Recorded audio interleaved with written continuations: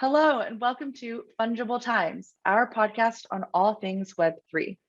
If you have been looking to learn about crypto, NFTs, DAOs, DeFi, or the worldwide decentralized web, then you have come to the right place. Each episode, we're going to be having conversations with founders and builders at the forefront of this crazy revolution. Before we begin, I want to introduce the hosts. We are three friends investing in Web3 here at Greylock, a venture capital firm based in Silicon Valley. I am Christine Kim, and I know for me, it has been a crazy wild ride just to learn about everything going on in Web3. So I'm excited to share all my knowledge with you and learn from our amazing guests that we bring on the show. Hi, I'm Mike. I'm one of the partners at Greylock, focused at the intersection of commerce and crypto. Before Greylock, I was running growth and user acquisition functions at other e-commerce and consumer startups. I'm Sarah Guo, and I'm excited about programmable money. I've been excavating deep down in the rabbit hole, thinking about all things developer services and enabling infrastructure for Web3. Crypto has been a sucking sound for talent and creativity for the past few years, and I'm super excited to welcome two of those creative minds to our first episode, Devin Lewtan and Alice Ma, the co-founders of Mad Realities. Hello, everybody. Welcome back to another episode of Fungible Times. I'm your host, Christine. We have Sarah here. We're super excited for this episode because we have Devin Lewtan and Alice Ma. Devin was behind the Clubhouse show that took over the internet, NYU Girls Roasting Tech Guys, which we like to say is one of the hottest bars on the internet. It really blew up overnight and I feel like was one of the most popular shows, definitely one of the most fun shows on Clubhouse during peak pandemic. And then Alice Ma ran operations for Constitution DAO, which very famously raised $45 million worth in ETH in 7 days to bid for the Constitution, famously lost, got huge coverage. I mean, another huge historical moment for DAOs and Web3 and the internet in general. But they're both here to talk about both, those moments on Clubhouse as well as Constitution DAO. But now they're working on a new interactive reality TV show powered by crypto called Mad Realities. And we're here to talk about that new show. They're all working on all exciting things. I feel like these are the two coolest girls on the internet. So Sarah and I are super excited to have you on. Thank you for coming on and welcome. Hey. Thank you. Teach us how to be part of the culture. By the end of this, hopefully you feel like you are. I think you guys very much are. You definitely are. Yeah, Sarah and I will be furiously taking notes about how to be cool and get internet famous. Love it. Amazing. Well, to kick things off, Devin and Alice, tell us a little bit about yourselves and your journey into Web3 and how you got to where you are now. Cool. I can start and then Alice can go into it. I think our stories match pretty nicely together. So I'm Devin. I am from the Boston suburbs. I grew up in the Boston suburbs. I grew up in a very entrepreneurial house. In my house, my parents had met in college and at 23 started a company together, and they ended up bootstrapping it and working on it for 18 years together, and that was kind of like the house I grew up in. Everyone in my family is very entrepreneurial, and I first really had my own experience with startups when I was in high school. When I was 15, my sister showed me her friend's beta app. She was like working on a social app. I think it's like 2012 or 2013. And I liked it and I showed some friends and I ended up getting offered an internship because I had spread it to 1,000 kids in the Boston area. And she was like, why are all my users 15-year-olds? And so that was like the first moment where I was working on something that was a startup. I was like, I'm pretty good, honestly, at spreading the word about things on the internet. And so that led me to going to NYU for college. I graduated in 2020. I was in Gallatin, which is the School of Individualized Study. So I was essentially creating my own major, taking classes at all of the schools at NYU, and then having like a central thesis that was my area of passion and expertise. I called my concentration The Power of Conversation. So it was essentially what makes a good conversation between people regardless of how well you know each other, and then how do you build that into the products we use. It was a combination of linguistics, computer science, philosophy, design. I was working at a chatbot at the time in college and was really into conversational interfaces. That's actually where I ended up teaching myself how to code. I had a mentor there that was very supportive, and I ended up learning how to code. And then that brought me to working at a company this past year, post-grad, called Clay, which is a low-code internal tools company. I was doing product and engineering while I was there, as well as support, sales, a bit of design towards the end, did a lot of different things, early stage startup, you wear a lot of hats. And while I was there in February this past year, my friends and I accidentally started a popular show on Clubhouse, as you introduced, Shoot Your Shot, NYU Girls Roasting Tech Guys. It started entirely accidentally. It was the night that, or should I keep going into this right now, or do you want to? Yeah, we'll definitely get into it. So maybe we'll table it. Maybe Alice, tell us about yourself.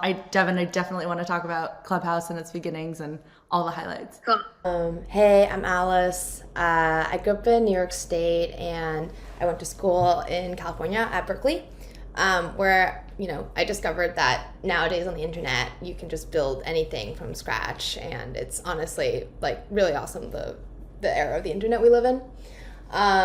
In school, I studied a mix of computer science, political economy, and Arabic. So I've also always been interested in like economics, governance, society. In school, I started this company called Archer with, and we eventually recruited 20 of our friends who were also engineering students, and we built software that helped citizen journalists crowdsource like fact-checking as well as investigations that would contribute to breaking news. So people used our tools to, crowdsource investigations, and they got published in major publications. And we also got a medal from the Department of the Treasury because they liked using our tools, and that was a really eye-opening moment, just like what you can do when you can like build and ship good software, and also laser target what users need and how they use interfaces. So that was like me going down this entrepreneurial path. I've always loved building things and putting them in people's hands, and kind of seeing that moment when someone's like, oh, this is just gonna make my life 20x better. And then also worked at a startup after that, in a mix of product and engineering. It was a startup called Enigma. It was like, and then 2 years ago, left that basically pursuing this thesis of like the future of content was going to be totally multiplayer, very social, very gamified, and that the digital generation would have a totally different set of behaviors than the ones that came before. And I quit my job, or like my last day of my job was literally a week before the pandemic. So that was awesome. Like life throws you curveballs and you roll with it. And I'd been building and experimenting with various different social apps, including an audio social app that Devin mentioned. And that was how we met. The first night that NYU Girls ever popped off, I remember just seeing some activity on Twitter, and I was like, oh, this is an operation. Who are these business ladies? Like, I want to be friends. Like, I want to get to know them. And so we started hanging out, FaceTiming, coming up with ideas. And then back in August, that was when we started going down the crypto rabbit hole together, and landed on the idea for Mad Realities. Okay, so rewind for a second to first night of NYU Girls Roasting Tech Guys. Like, what happened? Were you just screwing around? What did Alice see? What were these business ladies doing? I love the term business ladies. I think it's so funny. For the record, the NYU Girls are powerful business ladies. I just want that to be known. So the first night, so basically the first night that our show started was the night that Elon Musk was being interviewed on the Good Time Show. And so there were a ton of new people on the app. His room was filled, the overflow room was filled, and people were looking for content. And my friends and I were literally drunk on the Clubhouse hanging out. There was no plan to do anything. And we were running a room called Shoot Your Shot at the time. It was we had seen some TikTok boys doing a Shoot Your Shot room, and we're like, haha, that would be funny if we did this. And there are 800 Wait, for our audience who is not aware, what is Shoot Your Shot? Oh, we'll get into it. So basically, my friends and I were just like screwing around, hanging out. The app crashed and there were 800 people listening to us just basically roasting people. It was like, it was kind of this like crazy room where we were just not thinking anything about it. But people were tweeting about us being like, who are these NYU girls roasting tech guys? And so the next night we had run the room called Shoot Your Shot, NYU Girls Roasting Tech Guys. There were 5,000 people listening to us talk. We were running what essentially we called a bar simulation. And so in our room, people in the audience would raise their hand, come up on stage and shoot their shot at someone else in the audience. So they'd be like, oh, hey, Christine, I saw you in the audience and you look great in the color purple from your Instagram. Like, can I slide into your DMs? And then my friends and I would basically roast bad pitches from tech guys. So that night was definitely a crazy thing where we were like, oh my God, this room, there's 5,000 people, what is happening? Like, we couldn't really believe it. But at the same time, it was like, oh shit, there's something here. And so we ended up running it for 6 months. We had celebrity guest judges on it. We had like Cody Code, Tinks, Justin Kahn. We would have like reoccurring characters. Flostradamus once like released a unreleased track that he was supposed to play at like LIV in Miami on our show. Dip was on our show, and we would do giveaways for the best pitches. So one time with Logan Paul and Blau, we gave away 0.65 Bitcoin to the best pitch, and it was a crazy experience. But I think one of the things that was really interesting about what we were doing was that we had created this insanely engaged community and really high value community where people were coming back every time we did the show, twice a week. People were creating memes and content online. Are you sure about that? It was really hard for us to capture the value of what we were doing. I think like one of the reasons that we ended up deciding to stop doing it was because it really fell on us as the creators to take it into our own hands to figure out a way to own our audience. We ended up working with an engineer to build out our community layer where we could capture people by phone number and email in like our private little Discord type thing called Spore. We had to figure out our own decisions or figure out our own distribution on other channels as Clubhouse's audience was changing and it wasn't necessarily aligning with the audience demographics that we had. And so, yeah, a lot of the learnings that we had from that show are very much inspiring what we're doing with Mad Realities now. Awesome. I love Tinks. She's like one of my favorite creators. I found her on TikTok. For people that don't know, Tinks is like the millennial TikTok, just like overall. She's like, she bridges, I think, millennial and Gen Z. She's so funny. And I love watching her online romance with Diplo play out. That's just like I feel like we all, as an internet, ship them as a couple. And also, I have to say, Seth, who's another investor here at Greylock, also shooted his shot on the show. He had a girlfriend at the time. I think he was just trying to get some clout, which I think is hilarious. He begged Sarah and I to come on the podcast to shoot his shot again, but we declined. But you know, Seth, if you're listening, we love you. Seth came up. I remember one of the things that was so funny about that was that Seth was on stage, and I think someone was like, "Oh my God, Seth Rosenberg was on stage," and my friends were like, "Who is that?" And that was a very funny moment. But we became friends with him, and he was written up in the Business Insider article that first night. Yes, it's his claim to fame. I think it's such a funny moment. And I feel like, yeah, you guys were just, it was this moment during like the pandemic. Everyone was on Clubhouse. Everyone was listening. And like Clubhouse had gotten very popular for this kind of tech auditorium style interviewing. And like that content was super educational and super fun. But it was really fun to see some of this like more lighthearted humor, like dating shows start to emerge on that platform too. Yeah, definitely. I definitely think we took the position of like the counterculture content and the tech industry particularly. Like there were a lot of shows happening in other parts of Clubhouse, but I think also you couldn't really see things outside of your network. And so our show was basically the space that people would come and hang out on stage with like a bunch of 22-year-old girls when they were tired talking about what like the future of cities looks like or talking about Clubhouse. They're like, okay, yeah, I'm probably going to go be a judge on this dating show. So what do you think resonated about this? Because people were obsessed. Yeah.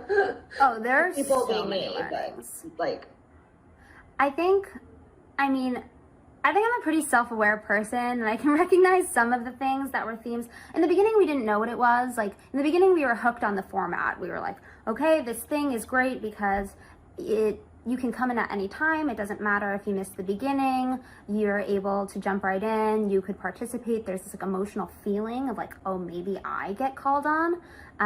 Like, I don't want to leave, because what happens if someone calls on me? It's kind of like actually a bar simulation in the fact that you could hang out there and potentially get hit on. So that was one thing. I think, honestly, this part's like a bit weird, but very self-aware, that our audience was a lot of people in tech, and I think people were really curious what goes on inside of like a group of 22-year-old women's group chat. It was basically like a very intimate format where people could hear us talk and understand the way we think. So that part to me is funny, but it definitely resonated. But I really do think that people were excited by the new format, and it was entertaining, it was real, it wasn't like just watching a bunch of fake people on stage. Like, this was very much a representation of dating, and you basically either were like, this is like me or this is not, but everyone felt like a personal story. The last thing I think really too is the power of the notifications were like very, very important to our show. I think in some reasons we might even be the reason some people turning them off. But every time someone went up on stage, there was a notification sent out. And so usually if you look at other types of shows in this other format you're explaining, where it's just kind of a podcast, you'd have people go up in the beginning and it would boost everyone in. And then throughout the show, you'd listen, and at the end, maybe some people would come up for questions. For ours, every like 2 minutes or so, someone else would come up. And so rather than seeing something being like, oh, John is talking about how to grow your Instagram account for your business, ours was like, oh, Nikita Beer is on Shoot Your Shot, NYU Girls Roasting Tech Guys. Like, what's happening? So I think there were a lot of things that were very much like social and spoke to people's feeling of like wanting to know what's going on in people's lives in like a particularly niche community that had a cult following.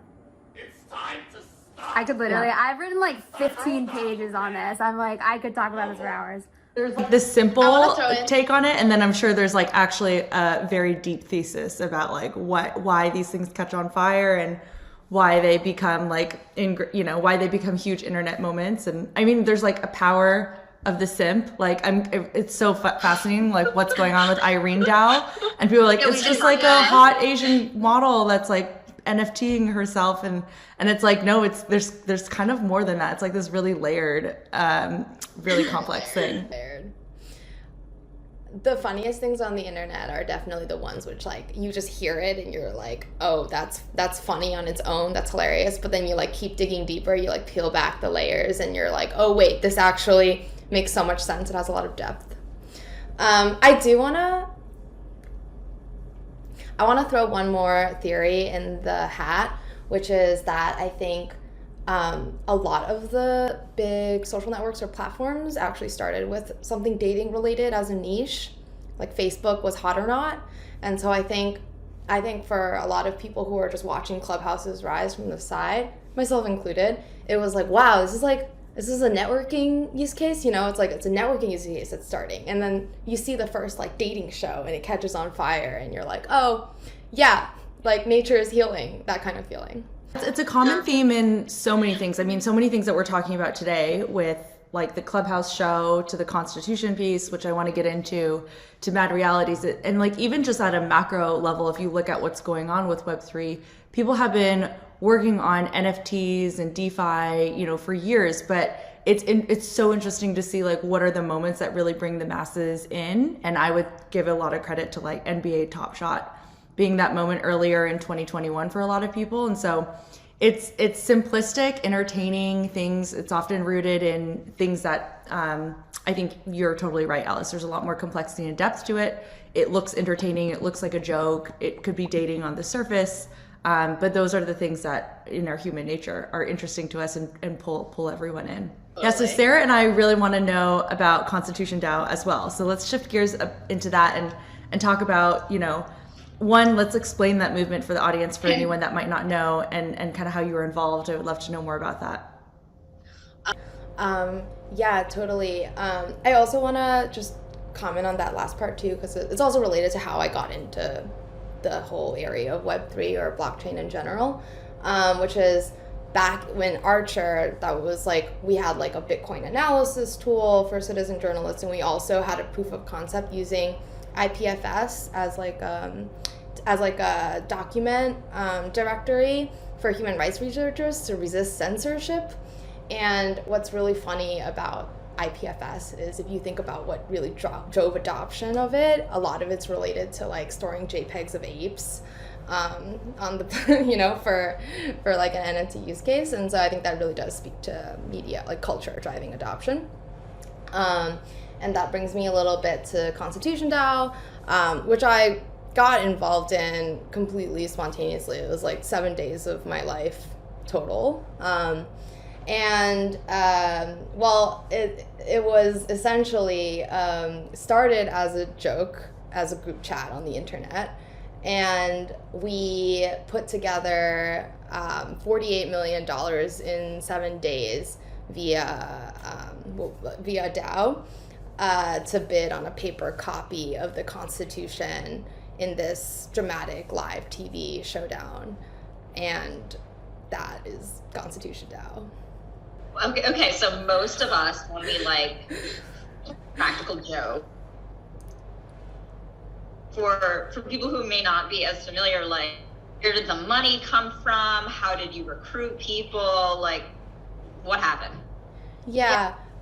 So there were several Twitter group chats that thought it was that someone was putting together, like going around DMing people being like, I'm putting together a DAO to bid on the Constitution.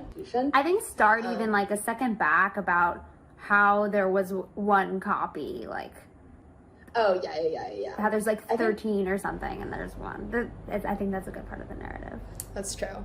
I think the reason that we actually ended up raising all that money is because of the narrative.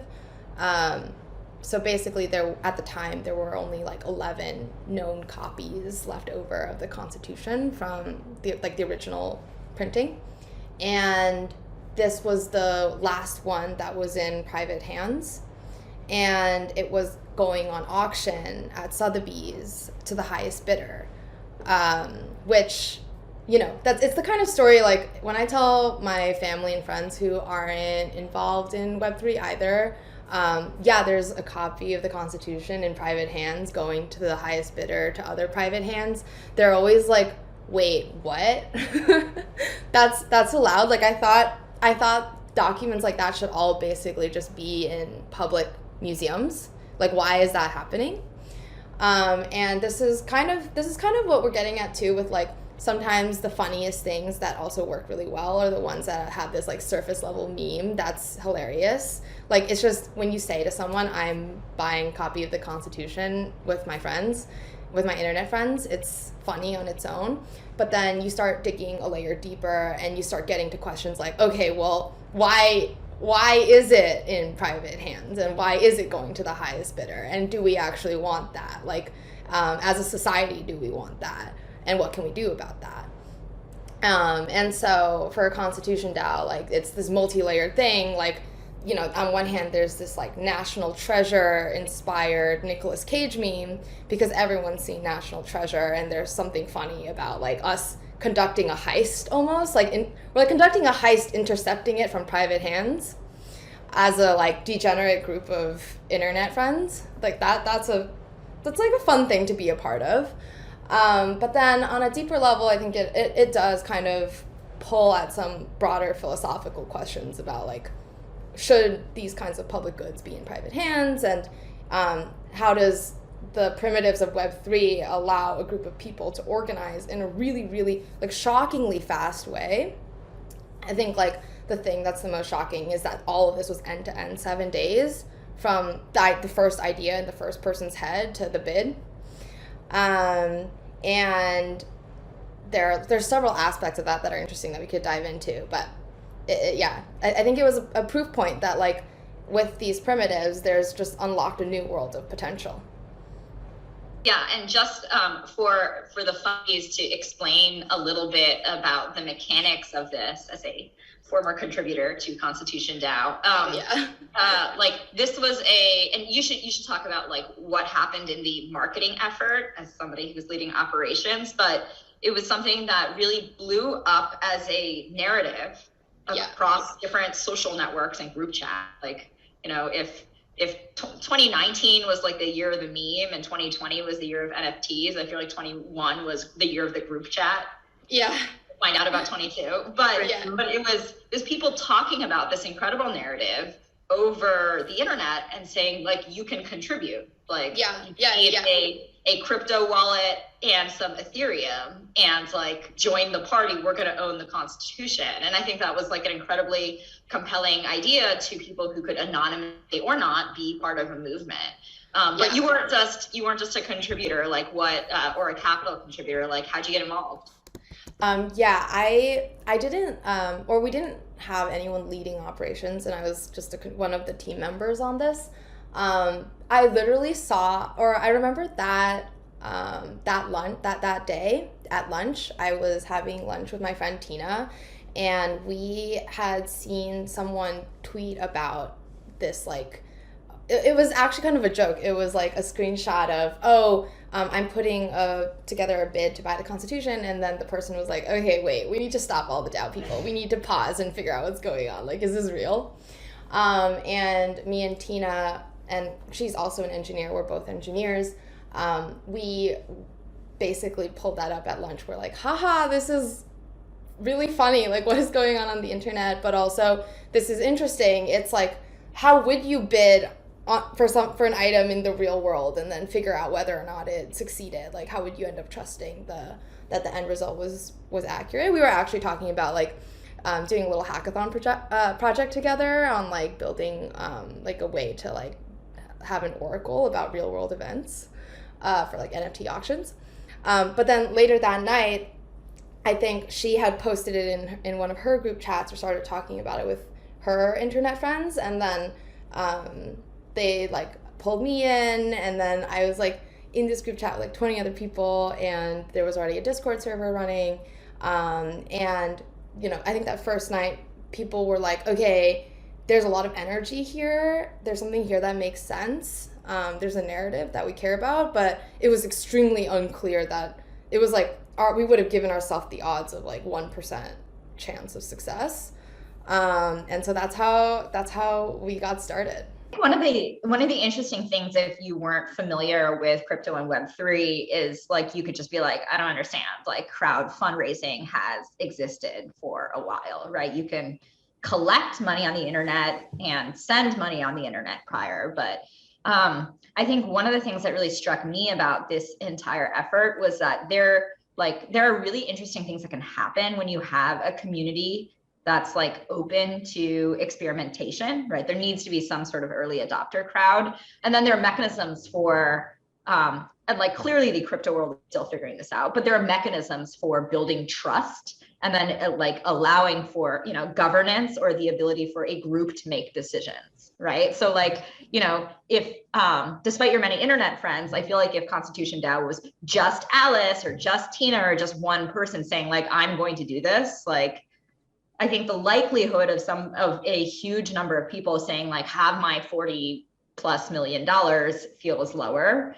But when it feels like a social movement that is committing to like, you know, best efforts and a refund, and there's social trust built into the contribution, like it makes new things possible, which is really cool. Totally. And I think, I mean, from the beginning, the message of it was like, okay, buy the Constitution. It's both funny and it makes sense. Like there's like a purpose or mission to this. And then actually like put it in public museums, but have it governed by the people who contributed. And that would mean like our plan was basically put together a short list of museums that we were talking to at the time and that were expressing interest. And then let people vote and decide where it actually went. Because it turns out that the existing copies of the Constitution are in like major city hubs. Like they don't, like, you know, random museums in the middle of nowhere don't get the chance to actually host them. And so I think that narrative around there's like a collective process here around deciding what happens to the document, just in terms of like even in like the more limited sense of rotating through museums. What locations? Locations. Like it really like it spoke to people on a deeper level. And yeah, it gets even more layered because there's something about it that like increases the artistic value of the document. It's like, yeah, there's like every good meme has 10 layers deep going down, and a lot of them, to your point about, you know, NYU girls, and we'll get into it with Mad Realities too. There was a lot of like embedded meaning in it, and I think one thing that's interesting when everyone feels like they are kind of a stakeholder, it's like people would put their own spin on it. Like Constitution DAO meant different things to different people, to some, and that was honestly fascinating because it's like this idea of like infinite stories. It just had different meaning to everyone who participated in it. Okay, so I know Christine and I want to ask you about Mad Realities and like what you guys are working on together. So let's do that. Cool. Yes. You guys have to explain what Mad Realities is. Like, what is the concept of a dating TV show, reality TV show powered by crypto? What does that even mean? I mean, I'm sure people in the audience have watched Love Island and The Bachelor, and we all know and love these guilty pleasures, but what does it mean to be taking it to interactive? What does it mean to be powered by crypto? Tell us about everything that you're working on with this project. Yeah. So Mad Realities is actually something much bigger than the dating show itself. The dating show is called Proof of Love. And so to give you the whole picture really of like how we're thinking about what we've learned from both of the things that we've been working on in the past, essentially Mad Realities is like, it's a decentralized media platform where at its core we're focusing on shared experiences, co-creation, and ownership at the community level. So what that really means is you could imagine a content platform like Netflix or like YouTube, so essentially crypto Netflix or crypto YouTube, but behind every show on the platform there is a community behind it that's both co-creating and also bootstrapping distribution. So the relationship between the audience and the creator is like a lot closer and more just blurred as you move more towards Web3. We really think that like the thing that's going to bring the next 100 million people into crypto is going to be content. And so rather than trying to go straight into building this type of platform and this thing that doesn't really exist, we think this is supposed to happen in phases, and it's supposed to be very intuitive in the way you bring it to a more mainstream market and just really like build something that people want. So we think of it more as like a Web 2.5 entrance is what we want to start with. So essentially what we're building as the first phase is what we call like the first reality TV channel on the platform before the platform exists. And so we're starting with a dating show, which is called Proof of Love. That was actually a name that someone in our community came up with when we did our first. So we launched a crowd sale. We minted 172 ETH worth of passes for this first show. And then we had opened it up saying, what should we call this show? Like, we want this to be the first thing that people decide on. And so Proof of Love is our first show where people can, who hold our pass, can vote on the cast each week, can interact with the show live as it airs, and then can have a say in what happens in the finale and who's there. But you could really imagine taking a lot of the formats of like hit reality TV shows that just work and shifting them into this new paradigm. So what does it look like if you do American Idol and you have the winner have their first song released on a music NFT platform? Or we joke about like Judge Judy for canceled people, or there's so many different ideas, like really infinite ideas, infinite stories. I feel like Web3 or the crypto world needs that show. There's constantly drama. I have people that are like, I want to be Judy. It's so funny. But really, yeah, we see like this is the first way to really figure out what does it actually look like? How can we figure it out ourselves with this first use case? And then if this feels like something that's working, which we're starting to see it work. Like, we have a Discord server of 1,000 people who are thinking about this dating show. That was also a thing we learned from the Clubhouse show. Everyone had ideas of what an interactive dating show was supposed to look like. So like, why not put them all in a space where they can actually think about it together? But so basically, when we figure out what this looks like with our own content with this first show, then we can take the reusable layers and productize them to actually create the tools and network and resources that other creatives need to eventually shift into a more Web3 native way of creating and distributing content. Yeah, I think there's so many things that are exciting about taking it, making it live, allowing everyone to vote. Like, there's something so powerful when we all feel like we're collectively experiencing something at the same time. Like, I mean, even with things like Wordle, which is just like taking the internet by storm. And I was explaining it to some people, like, they're like, what is going on with Wordle? For so many people, it clicked when I was like, and every day everyone plays the same word. Then they're like, oh, I get why this is like so fun, because it's not like I'm just going to do my crossword off to the side. It's like we're all collectively on the internet living through this like moment and this experience that's not going to be here forever. You have to tune in now. So like, there's just so many things for entertainment and content where that ethos, I think, can really play out super beautifully. And so I'm so excited to see how this all shapes up. So you guys are casting. For the audience that's listening, the casting begins on Valentine's Day, February 14th, and then the show's gonna start rolling in March. Tell us what it's like to actually produce a show, a decentralized show, right? You're gonna have like a distributed, decentralized cast and crew. Like, give us a glimpse behind the scenes of what the actual production is like. Yeah. Alice, do you want to start by talking about casting? Then we can also talk a little bit, I can jump in with the rest of production. Sure. So the casting game is really fun because basically Valentine's Day, we open up our casting website where people who hold the Genesis membership pass can vote on who they want to see on the show. And they'll be selecting 3 stars, like the first 3 stars who will each star in their own episode. So you can picture they're like the Bachelor or Bachelorette of their segment. One thing that's going to be fun about it is like everyone can swipe left and right in this like dating app like interface and watch a 15-second video of the person. We've already started seeing people cast themselves on Twitter, submitting these like really funny videos that are honestly content themselves. It reminds me of the American Idol auditions in the first episode, but it's like actually just distributed across the internet. But then our rose holders will also be able to literally give one person a rose every week. It's like a super like that represents 100 votes. So we're like, we want 10s and we want 2s and 3s. Like, we want really strongly preferenced contestants to get voted in because that is entertaining. And everyone deserves a shot. And so what's going to happen after that is the season airs. Wait, I want to jump in. You jump in. Okay, cool. One of the things that's really cool about our casting product is that anyone can nominate someone to be on the show. And so one of the things that I think this is pulling on from the Shoot Your Shot, like the NYU Girls Wrestling Tech Guys show, is the first interaction that you're going to experience with the show doesn't necessarily, like, you don't necessarily need to be on the show. You don't necessarily need to even watch the show. But if someone nominates you, this is your first interaction with the show. And so it's like the thing that's going to remind you about the brand.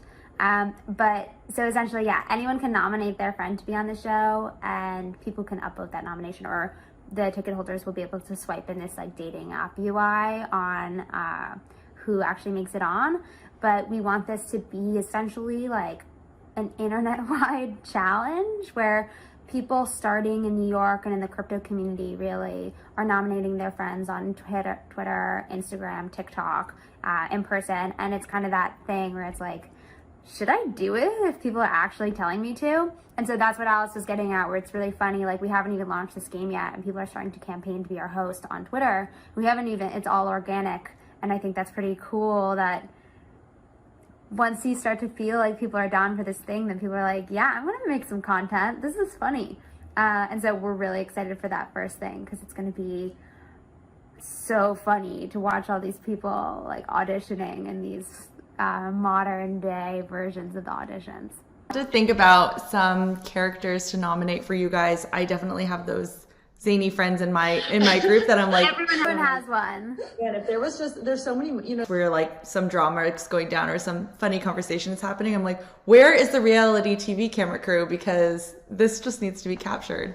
So we could, if we all crowdsource that, it would just be so entertaining. It's really funny. We all have that. Oh, sorry. Oh yeah. You go. Basically we always talk about how everyone has a friend that would be funny on a show. And what's so funny about this is it's not like, oh, this is a real reality TV show that's casting people. Like, no, we're some tech people putting on a dating show in New York, and like, you should be a part of it. I think the narrative is pretty strong, similar to the way we were talking about it with NYU Girls Roasting Tech Guys, with Constitution DAO. Like, this is a funny story that there's a dating show that you can get voted onto, that you get crypto for participating in, or like there's crypto involved somehow. And also the show itself, like the format, which we can dive into in the rest of production too. Alice was getting at this before, but essentially the show is called Proof of Love, and it's going to be 6 weeks long starting March 6th. And every episode except for the finale has a star who gets voted in by the pass holders, and then there's 6 contestants who are trying to essentially prove their love to the star in order to win. Winning really means either getting to go on a date with that person, or they can choose to run away with a crypto prize. It's kind of like a funny commentary on the fact that a lot of dating shows are so ridiculous and are like, I love this person, like I've only known them for 24 hours, but like I see forever with them. We think that's really funny, and it's kind of like a play on that. But really, the show is supposed to, similar to the way NYU Girls worked, every episode is standalone. So if you first hear about the show on week 4, it doesn't matter if you know what happened weeks 1 through 3. You can jump in at any time. And then we're going to have a very fun social element around it, where we're going to have a in-person watch party in a gallery in Soho where people can come watch the episode. There's going to be a live after show where we have influencers and guest judges on who are basically like, that was pretty cringy, like tell us about your date, how did it go? And then the community can come hang out and like have a space to meet each other and really like get a firsthand experience of behind the scenes too. We are so excited. You heard it here. So casting begins February 14th. Nominate yourself, nominate your friends. And the show will be dropping in March. We will definitely be tuning in and watching, chiming in on Twitter, wherever people are commenting. And I'm so excited for both of you ladies, for the show and for the Mad Realities TV network that this could become. You know, Sarah and I really only invited you so we could do a docudrama of like VC selling Sunset. That's our angle. But yeah, I'm so excited for everything that's ahead of you. It would be really good. I see it. Yeah. My sister was like, I want a show where I'm Oprah and we're assessing people's their value in real time, and then someone gets a car. We're like, okay, we'll come up with a ton of talk show ideas. We'll come up with a ton of, you can be in the programming in year 2. It's like, what's your dream job? Oprah. That's awesome. Yeah. You guys are going to get a sizzle reel from me and Christine about the next channel any day now. It's going to be so funny. Seriously, like the content that's going to be created from this thing, we laugh about it all the time. It's like the biggest meme, but we really think that this is actually the way that it's going to make me. It goes like 10 layers deeper, like all the best memes. It's like surface layer 1, haha, crypto dating show. And then there's like, you peel back the layers and you're like, wait, this actually is the future of TV. Yeah. Amazing. Well, let's wrap things up. So we always love to wrap up our show with a super quick lightning round. We'll just ask you really quick questions, and then we'll kind of sign off from there. So first question, actually, I thought of this one now. I'm so curious. What is your favorite Web 2 dating show? I said this in a meeting the other day, and I feel like this is like not necessarily like appropriate in the way I'm going to quote it. I loved Next from MTV. I don't know if you guys remember this show. I remember that one, yeah. But they would have these like insane introductions where it'd be like, I'm Kyle, I'm 21, I work at a grocery store, so I know my way around some melons. And it was like the funniest introductions. They were so cringy. Well, do you smoke? Yeah, I actually do. And I have to say next. But we honestly, it's like very much inspiration for the way we want to produce this show.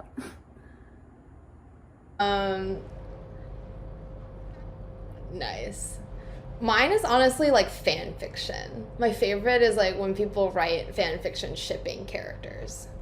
Last lightning question is, what is your favorite NFT project outside of Mad Realities? Are there, projects, profile picture projects, anything in this space that you guys are fans of? I love Crypto Coven. I think that they're so pretty.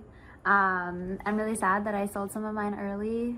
They were so pretty. Like, I would look at they're like Barbies. But it's also, they have a really cool roadmap behind it. I think they did a great job onboarding a bunch of women. That's something that we care about a lot. We pay attention to a lot of the projects in the space of like women-led projects. So I think they crushed it. And it's sick to see how well the project has done. I liked Zorbs. It was a fun little experiment.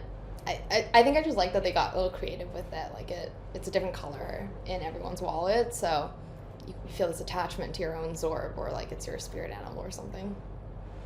I love it. Dropping some alpha in our episode. I have a Crypto Coven. I haven't seen a Zorb yet, so I will check them out. I try not to show projects that have like financial decisions behind them. Zorbs they were kind of this just like fun little trinket. Yeah, it's good to find the ones that are not like, and it costs thousands of dollars. So those are, I think it's fun to find projects across all stages. But yeah, thank you, Devin and Alice, both for coming on. This is an awesome, super fun chat. Yeah, it's been great to get to know you, get to know your stories and everything that you're working on with Bad Realities. Last piece of tidbit is like, where can people follow you? Drop your social media handles, or where can people tune into Mad Realities and all that? Cool. Well, for starters, for Mad Realities, we are Mad Realities across most things. So Twitter, Instagram, TikTok, although we haven't all started TikTok content yet, but there will be some good stuff. And we also have a mirror page where we sometimes do updates. And then myself personally, I'm Devin Lewtan across everything. I'm Alice Mama 15 on Twitter. Well, if you're listening, give them a listen, or give them a follow, I should say. And thank you, everyone, for tuning into this week's episode of Fungible Times. Yeah, it was great to... I hope to have you guys back when you're, Web3 media moguls. So excited about it. For Mad Realities, by the way, it will launch on both our platform, and then we're also going to air it on YouTube.